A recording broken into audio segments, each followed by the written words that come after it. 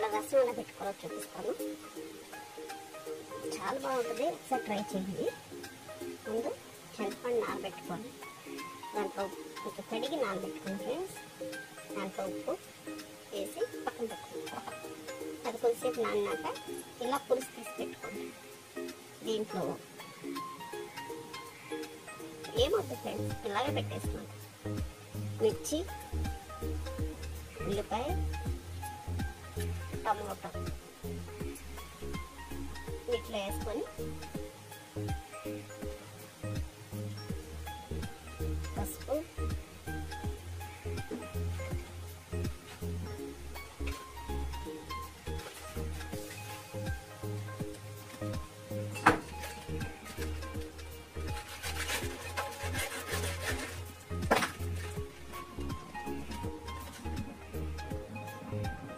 సరిపోయిన ఉప్పు,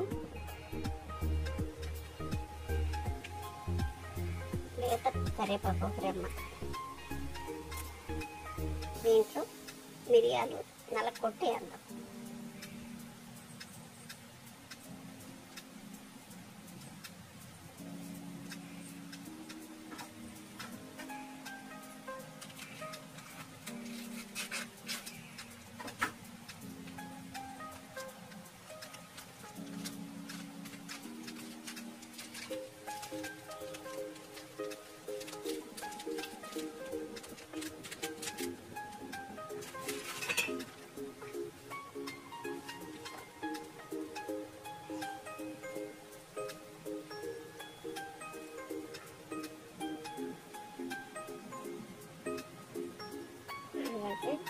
ఇవి మిరియాల పొడి చాలు.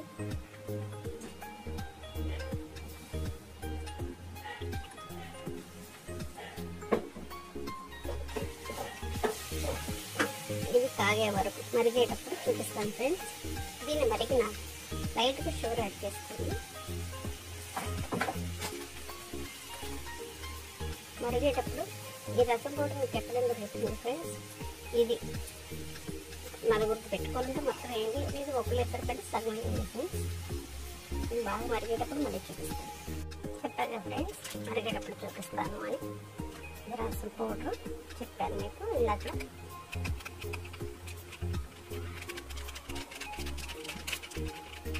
చాలు ఫ్రెండ్స్, ఎక్కువ వేసుకో అవసరం లేదు దీనికి.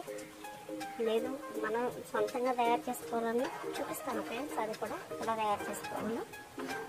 ఇది ఈ ముక్కలు ఉడికిందాక, టమాటా ముక్కలు ఉడికిందాక పెట్టుకుందాం ఫ్రెండ్స్. షుగర్ యాడ్ చేసేసాను కొంచెమే, ఇంత షుగర్ సార్ ఫ్రెండ్స్. ఇది తాలింపు వేసేటప్పుడు చూపిస్తాను మళ్ళీ. హాయ్ ఫ్రెండ్స్, ఇదిగోండి రసం అయిపోయింది. టమాటా బాగా మగ్గిపోయింది, ఉల్లిపాయ టమాటా. ఇప్పుడు ఉప్పు చూసుకోండి, ఒకసారి ఉప్పు చూసుకుని కొంచెం ఉప్పు తగ్గింది ఫ్రెండ్స్.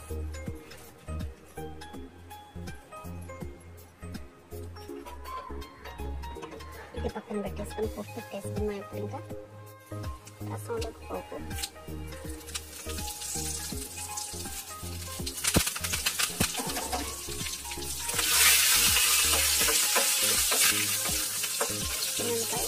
ఎండుమిర్చి, కరివేపాకు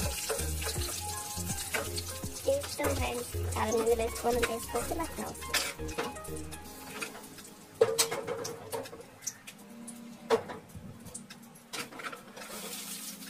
లాస్ట్లో కొంచెం కొత్తిమీర యాడ్ చేసుకోండి ఫ్రెండ్స్. దీంట్లో ఇది వేసేసింది.